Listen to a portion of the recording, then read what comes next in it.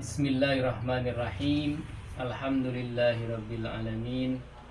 Wa bihi nasta'in ala umurid dunya waddin.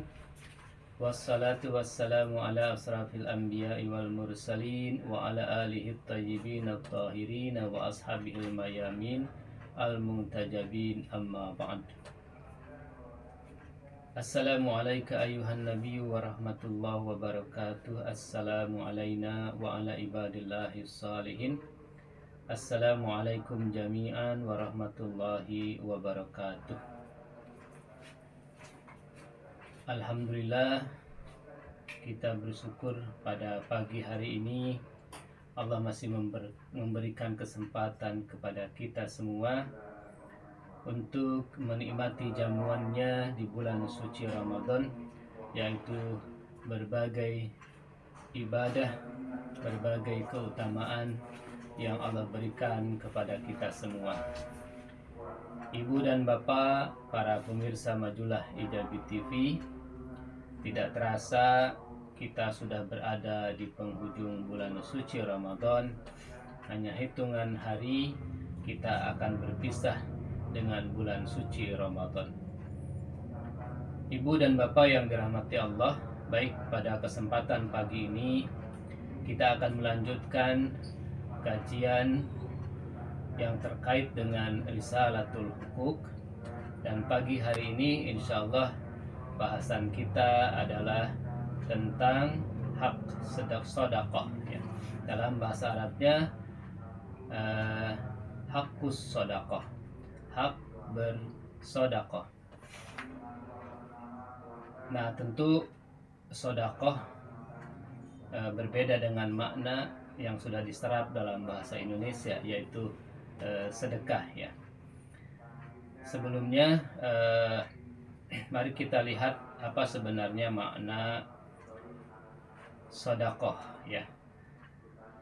Sedekah itu menurut beberapa mufassir, beberapa pakar, diantaranya Profesor Quraisy Shihab menjelaskan secara makna dari kata sedekah itu sendiri bermakna kesungguhan, ketulusan, atau kebenaran.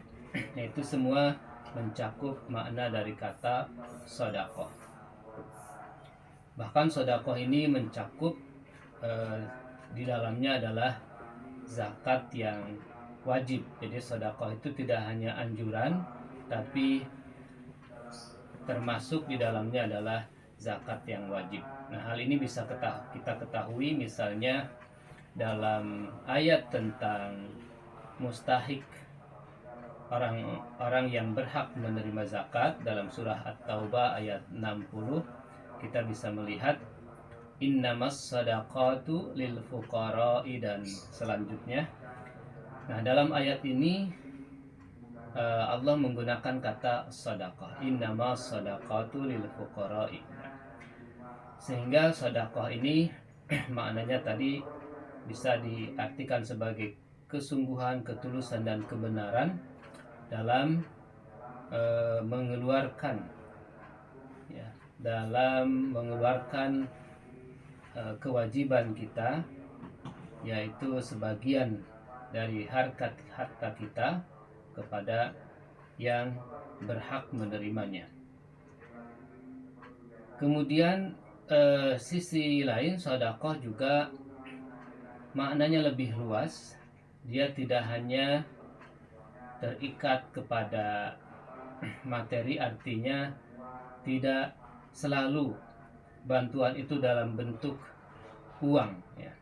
Tidak selalu dalam bentuk nominal, tetapi sedekah itu maknanya bisa luas, dengan membantu orang lain dengan jasa dan sebagainya. Itu juga bagian dari sedekah. Bahkan hal yang sangat simpel, dalam satu riwayat, senyum kita kepada saudara kita itu juga bisa dimaknai sedekah.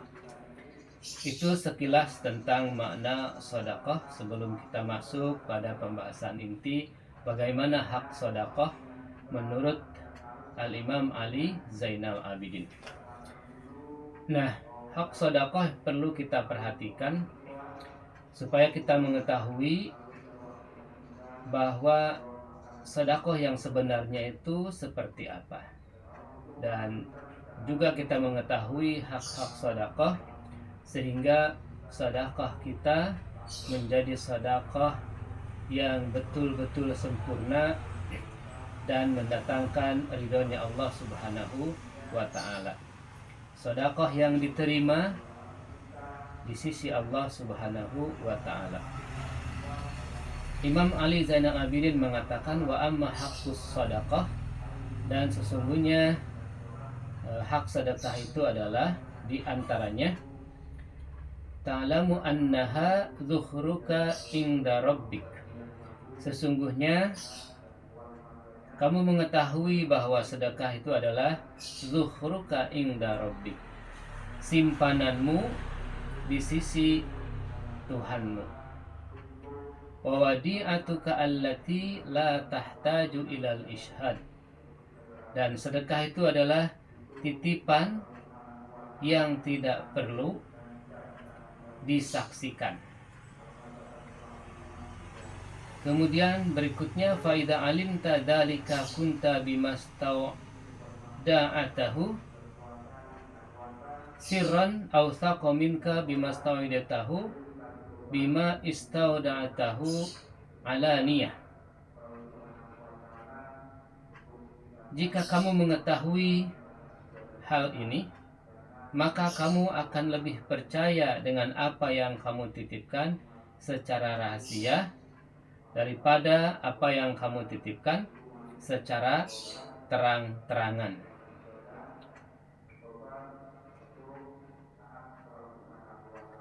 Nah, Ibu dan Bapak sekalian, dari penjelasan ini kita bisa memahami bahwa inti dari hak sedekah itu adalah kita harus punya pengetahuan, kita harus punya kesadaran bahwa sedekah itu adalah merupakan simpanan di sisi Allah Subhanahu wa taala yang tidak perlu disaksikan oleh orang lain.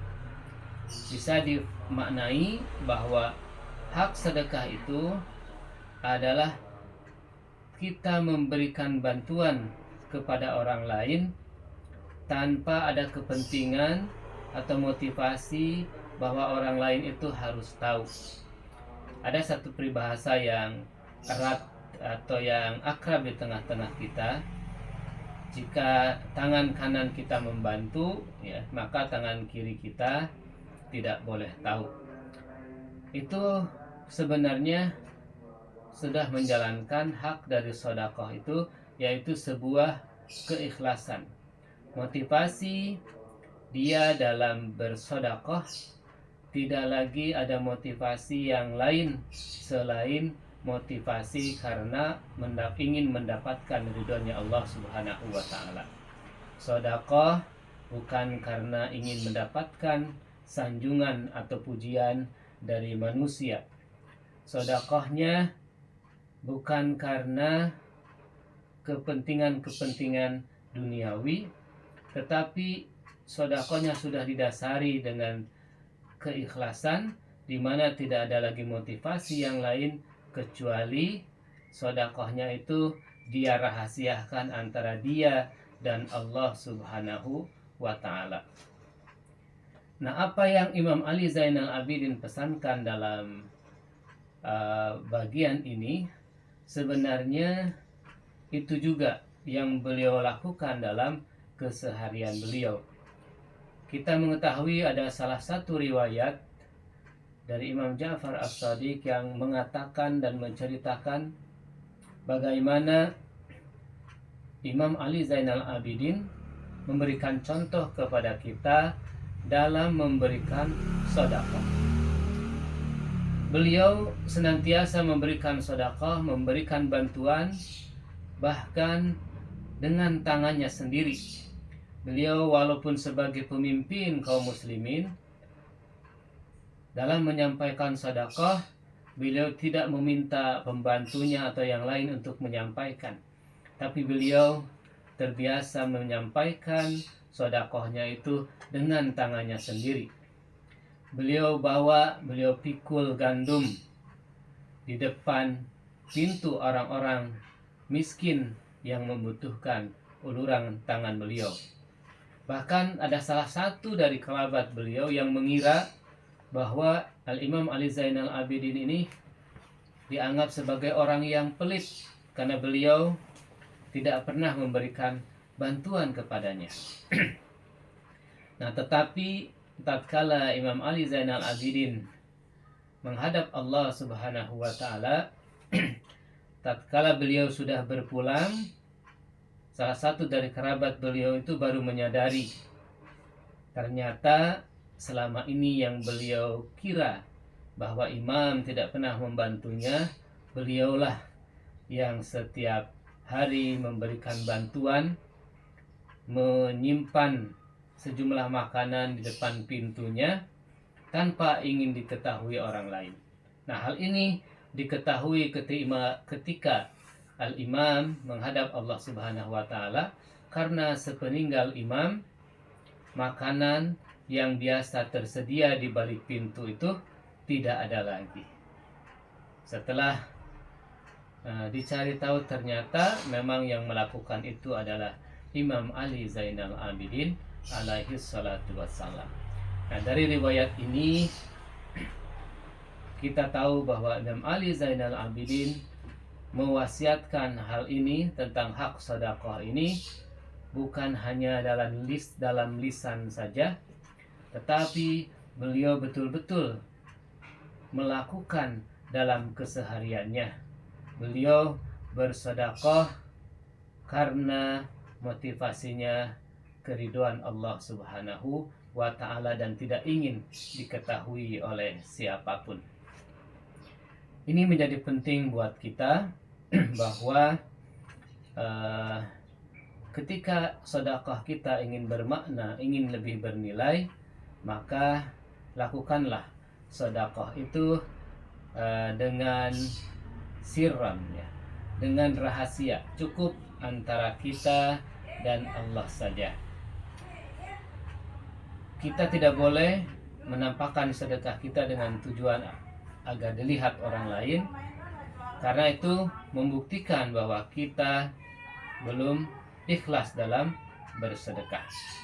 Nah, kalau seseorang sudah ikhlas, maka dia tidak akan menampakkan sedekahnya dan tidak akan mengungkit-ungkitnya.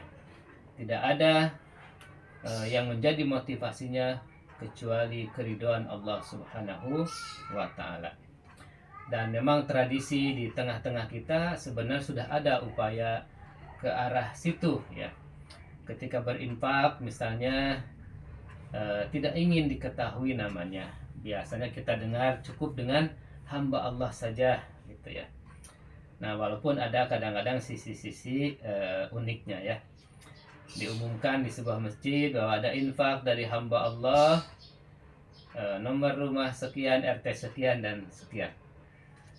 Tapi paling tidak itu sudah berusaha, ya, mencapai titik ini bahwa dia tidak ingin sedekahnya itu dinodai dengan ketidakikhlasan, sehingga tidak ingin diketahui identitasnya saat dia memberikan bantuan. Ibu dan bapak yang dirahmati Allah, nah, level ini sedekah yang dirahasiakan ini antara hamba dengan Tuhannya, yang merupakan hak sedekah, ya, ini relevan, relate dengan makom-makom atau level dalam berinfak, ya. Walaupun sedekah dengan infak tentu secara presisi ada perbedaan tersendiri. Tapi ketika kita melihat level-level dalam infak, itu ada satu titik temu di mana pada level tertentu infak itu juga sejajar dengan makna hak sedekah yang disampaikan oleh Imam Ali Zainal Abidin, yaitu infak yang betul-betul ikhlas karena Allah Subhanahu wa ta'ala. Nah, terkait hal ini guru kita Ustadz Dr. Dimitri Mahayana, beliau mengutip dalam buku beliau yaitu The Road to Wali, mengutip salah satu ulama yaitu Ayatullah Bagir Tahriri, yang beliau membagi level-level infak itu kepada 3 bagian. Level yang pertama yaitu level infak ilmul yakin, yang kedua adalah level ainul yakin, dan yang ketiga infak pada level hakul yakin. Nah, pada level yang pertama ilmul yakin, ya, seseorang secara kognitif sebetulnya sudah paham, sudah mengetahui bahwa infak itu adalah suatu hal yang baik, sesuatu anjuran atau keharusan yang dilaksanakan oleh seorang mukmin, bahwa dia harus melakukan dengan sebaik-baiknya. Nah, akan tetapi masih terbesit dalam hatinya, dalam pikirannya ada rasa sayang atau ragu, ya, ketika dia ingin memberikan infaknya. Ketika dia ingin menyampaikan infaknya, dia merasa tidak masih ada sedikit ganjalan dalam hatinya, masih ada keengganan. Nah, itulah pada level ilmu yakin. Walaupun dia secara pengetahuan sudah betul-betul tahu bagaimana kebaikan berinfak, tapi masih ada sedikit keengganan, masih ada sedikit kekhawatiran kalau hartanya berkurang saat diinfakkan. Maka menurut Ayatullah Bagir Tahriri, Allah Subhanahu wa taala memotivasi bagi orang-orang yang baru mencapai level ini dengan mengutip salah satu ayat Al-Quran, yaitu dalam surat Al-Baqarah ayat 261. A'udzubillahi minasyaitonirrajim. Bismillahirrahmanirrahim. Mathalul ladzina yunfiquna amwalahum fi sabilillahi kamathali habbatin ambatat sab'a sanabila fi kulli sumbulatin mi'ata habbah wallahu yudha'ifu liman yasha' wallahu wasi'un alim. Perumpamaan orang-orang yang menginfakkan hartanya di jalan Allah adalah seperti orang-orang yang menabur sebutir biji atau benih yang menumbuhkan 7 tangkai. Pada setiap tangkai ada 100 biji. Allah melipat gandakan pahalanya, kebaikannya bagi siapa saja yang Dia kehendaki. Allah Maha Luas lagi Maha mengetahui. Nah, ayat ini memotivasi seseorang yang tadi masih pada level sudah punya kesadaran tapi masih ada keengganan dan kekhawatiran akan berkurang dengan hartanya. Allah memotivasi, ketahuilah bahwa perumpamaan orang yang menginfakkan hartanya itu seperti benih yang tumbuh dari satu benih, ya, menjadi ratusan biji, dilipat gandakan kebaikannya oleh Allah Subhanahu wa taala. Artinya orang yang mengeluarkan hartanya di jalan Allah Subhanahu wa taala, maka Allah akan berikan balasan yang lebih berkah, insya Allah. Lalu ibu dan bapak yang dirahmati Allah, level yang kedua yaitu infak ainul yakin, ya. Nah, pada level ini dia sudah punya kesadaran bahwa infak adalah merupakan amal soleh, dan dia juga sudah mencapai pada level dia tidak punya motivasi apapun, sudah tidak lagi terikat dengan hartanya. Dia tahu betul, dia sadar betul siapa yang memiliki, siapa yang dimiliki, bahwa Allah lah pemilik semuanya, termasuk harta yang dimilikinya hakikatnya adalah itu milik Allah Subhanahu wa ta'ala. Bahwa harta itu adalah hanya sebagai titipan dari Allah Subhanahu wa ta'ala. dan dia tidak memiliki motivasi apapun dalam infaknya kecuali mendapatkan ridhonya Allah Subhanahu wa taala.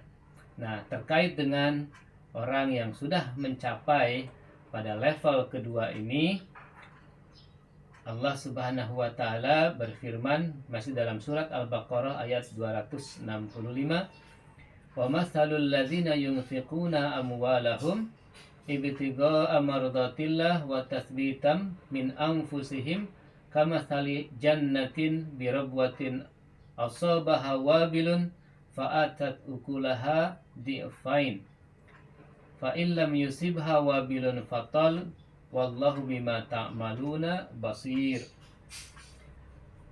Perumpamaan orang-orang yang menginfakkan harta mereka untuk mencari ridho Allah, ibtigha'a mardatillah wa tasbitan min anfusihim, dan memperteguh jiwa mereka, maka itu diibaratkan seperti sebuah kebun di dataran tinggi yang disiram oleh hujan yang lebat. Lalu kebun tersebut menghasilkan buah-buahan 2 kali lipat. Jika hujan lebat tidak menyiramnya, maka hujan gerimis ataupun embun itu cukup memadai. Allah Maha melihat apa yang kamu kerjakan. Nah, ayat ini menjelaskan bagaimana seseorang yang motivasi berinfaknya sudah sampai kepada keridhaan Allah Subhanahu wa taala yang menjadi tujuan infaknya. Dia sadar bahwa pemilik segala sesuatu itu adalah Allah Subhanahu wa taala, bahkan dirinya sendiri adalah milik Allah Subhanahu wa taala.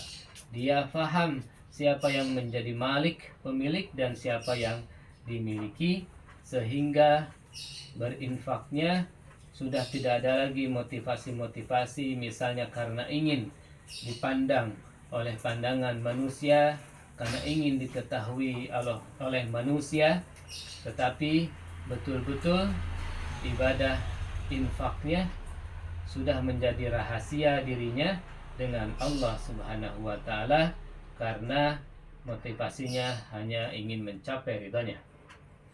Dan yang ketiga, level dari infak itu adalah hakul yakin. Nah, pada level ini level tertinggi dari pembagian tadi. Dia merasakan betul-betul dirinya itu merasakan tidak memiliki, ya, ada satu kesadaran bahwa dia tidak merasa memiliki atas segala sesuatu. Semuanya adalah milik Allah Subhanahu wa taala. Bahkan dia sudah melupakan apa yang sudah dia infakkannya. Dia sudah tidak lagi mengingat-ingatnya. Karena memang sebaik-baik amal itu katanya bahwa kalau kita beramal baik, ya, sekalipun sering gitu ya, lupakanlah amal baik itu supaya kita terus melaksanakan kebaikan, dan ingatlah dosa-dosa kita walaupun kecil, walaupun sedikit, supaya kita berusaha terus untuk menjauhi dosa tersebut. Nah, orang yang sudah pada level hakul yakin sudah menyatu dalam dirinya bahwa berinfak itu sudah menjadi malakah, ya, sudah menjadi kebiasaan, sudah menjadi natural dalam dirinya, dan dia tidak lagi ada motivasi-motivasi yang lain, sudah betul-betul ikhlas karena Allah Subhanahu wa ta'ala. Nah, mungkin dari level yang ketiga inilah tadi ada titik temu terkait dengan hak sedekah, bahwa sedekah itu harus kita lakukan dengan cara sangat rahasia, cukup antara kita dan Allah saja yang tahu, karena itu adalah merupakan simpanan kita di sisi Allah Subhanahu wa ta'ala. Tentu ketika mampu mencapai makom ini merupakan hal yang sangat baik, dan kita harus berlatih menuju makom level yang ketiga ini yang merupakan hak sedekah. Nah, tetapi bagaimana misalnya saya teringat dengan ungkapan Allah Yarham bahwa riya, ya, tapi dermawan itu lebih baik daripada ikhlas tapi pelit. Nah, tentu dalam konteks tertentu, ya, kadang-kadang memang ada yang berlindung di balik keikhlasan sehingga dia enggan untuk mengeluarkan infaknya. Maka kata Allah Yarham, kalaupun masih belum bisa ikhlas tapi kita masih mampu memberi, itu masih lebih baik ketimbang kita menunggu ikhlas tapi tidak pernah ngasih. Jadi memberi atau ria tapi dermawan itu lebih baik daripada ikhlas tapi pelit. Karena dengan kedermawannya seseorang akan merasakan apa yang dia berikan dari sebagian hartanya, sementara dengan pelitnya seseorang, ya, orang-orang tidak akan merasakan manfaat, ya, apapun dari dia. Sementara orang yang dermawan, walaupun motivasinya masih ri'a annas karena pandangan manusia, tapi orang-orang bisa merasakan dari kebaikannya. Itulah yang dimaksud oleh ungkapan Allah Yarham sebagai satu autokritik kepada kita, bahwa kita harus melatih diri untuk senantiasa dermawan. Walaupun belum mampu mencapai makom ikhlas, kita terus berlatih sesuai dengan kemampuan kita. Dan tentu bukan berarti Allah Yarham tidak setuju dengan hak sedekah, ya, maknanya pemahamannya tidak seperti ini. Kita harus mencapai sesuatu yang terbaik. Nah, tetapi tatkala kita belum mampu, maka lakukan sesuai kemampuan kita. Berikanlah apa yang kita bisa, insya Allah dengan senantiasa berbagi dengan sesama, itu akan melatih kualitas keikhlasan kita dalam sedekah. Ibu dan Bapak yang dirahmati Allah, para pemirsa Majulah Ijabi TV, seperti yang saya sampaikan di awal tadi, makna sedekah ini cakupannya luas, tidak hanya terkait dengan harta, tidak hanya terkait dengan uang, tetapi sedekah itu meliputi berbagai nilai-nilai atau perbuatan baik. Misalnya salah satu riwayat dari Imam Ja'far As-Shadiq, beliau mengatakan, qala Rasulullah sallallahu alaihi wasallam, inna ala kulli muslim fi kulli yaum sadaqah. Sesungguhnya wajib bagi setiap muslim itu setiap hari bersedekah. Qila, lalu dikatakan kepada baginda Nabi sallallahu alaihi wasallam, mayyutiqu dzalik, siapa yang mampu melakukan hal itu ya Rasulullah? Qala sallallahu alaihi wa alihi, lalu baginda Nabi sallallahu alaihi wa alihi mengatakan, imatatuka al-ada anit tariq sadaqah. Ketika kamu menyingkirkan sesuatu duri atau sesuatu yang menghalangi dari jalanan, itu adalah sedekah. Wa irsaduka ar-rajul ila tariq sedekah. Dan ketika kamu memberikan petunjuk, menunjukkan jalan kepada seseorang yang tersesat misalnya, maka itu juga bagian dari sedekah. Wa iyadatukal marid, dan ketika kamu menjenguk orang yang sakit, sedekah, itu juga bagian dari sedekah. Wa amruka bil ma'ruf sedekah, dan ketika kamu memerintahkan terhadap kebaikan, itu adalah sedekah. Wa nahyuka 'anil munkar sedekah, dan juga ketika kamu melarang dari sebuah kemunkaran, itu merupakan sedekah. Wa raddukas salam sedekah, dan ketika kamu menjawab salam dari saudaramu, itu juga dihitung sebagai sedekah. Nah, jadi sedekah itu tidak terbatas kepada materi atau dalam bentuk nominal, ya, tidak hanya dalam bentuk uang, tetapi sedekah itu bisa dilakukan oleh siapapun. Makanya menjadi wajar dan menjadi logis ketika baginda Nabi Shallallahu Alaihi Wasallam mewajibkan kepada setiap muslim ini untuk bersedekah. Karena dengan makna yang luas tadi, siapapun insya Allah bisa melakukan ibadah sedekah, walaupun hanya dengan menyingkirkan tadi duri di jalanan, hanya dengan menyunggingkan senyuman kepada saudara-saudara kita, kita sudah bisa bersedekah. Jadi sedekah tidak bisa dimonopoli oleh orang-orang yang memiliki harta saja, tidak bisa dimonopoli oleh orang-orang yang kaya saja, tapi siapapun dari kita, kita bisa melakukan ibadah sedekah karena memang makna sedekah itu sangat luas.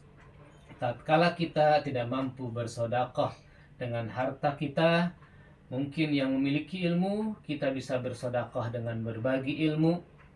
Yang punya tenaga, kita bisa berbagi sedekah, bisa berkhidmat dengan tenaga kita, dengan pikiran kita, dengan lisan kita.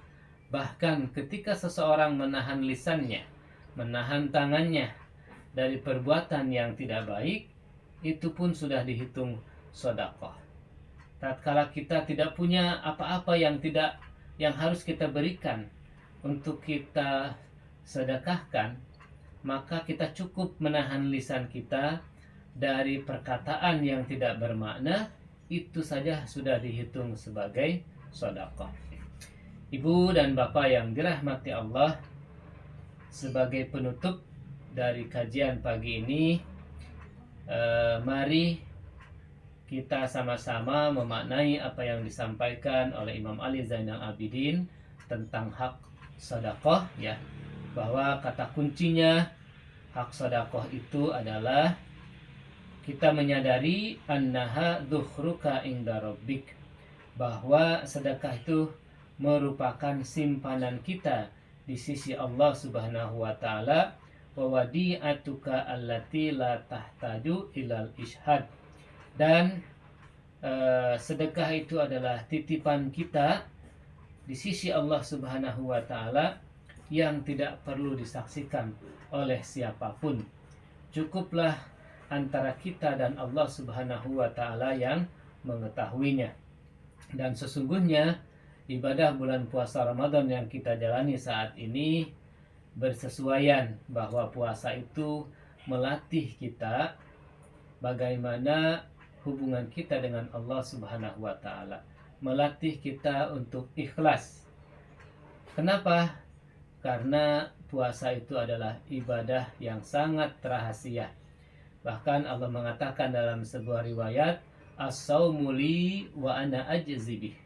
Puasa itu untukku dan aku yang akan memberikan balasannya bagi hambaku yang berpuasa. Puasa adalah ibadah yang sangat rahasia. Mungkin saat berbuka orang tahu, saat sahur orang tahu kita akan berpuasa, tetapi di balik itu semua, seandainya seseorang mau makan dan minum di saat berpuasa dengan sembunyi-sembunyi, tentu akan luput dari perhatian manusia. Tidak akan ada yang tahu seandainya ia mau melakukan hal itu. Nah, tetapi ketika dia bertahan pun sampai waktunya berbuka, ya tidak ada yang tahu hakikatnya, hanya dia dengan Allah Subhanahu wa taala. Nah, mudah-mudahan di bulan suci Ramadan ini kita juga mampu, ya, selain melaksanakan ibadah-ibadah ritual, kita juga mampu melaksanakan ibadah sosial, yaitu dengan memberikan sedekah, tentu dengan memenuhi hak-hak sedekah yang sudah dijelaskan oleh Imam Ali Zainal Abidin dalam kitab Risalatul Hukuk. Demikian, Terima kasih, semoga bermanfaat, dan mohon maaf jika ada yang kurang berkenan. Wa ma taufiqi illa billah, alaihi tawakkaltu wa ilaihi unib. Wassalamualaikum warahmatullahi wabarakatuh.